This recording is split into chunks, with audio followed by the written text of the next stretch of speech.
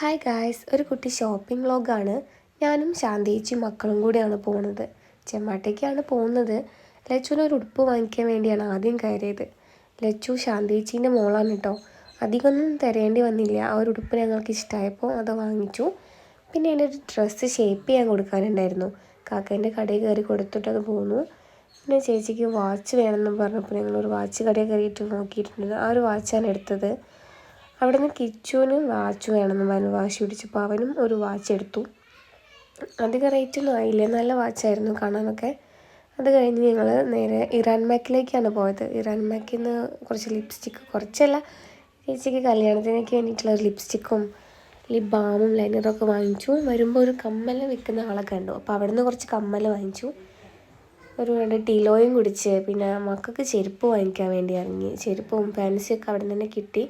ഞങ്ങളുടെ ഷോപ്പിംഗ് കഴിഞ്ഞ് ഞങ്ങൾ നേരെ വീട്ടിലേക്ക് പോകും.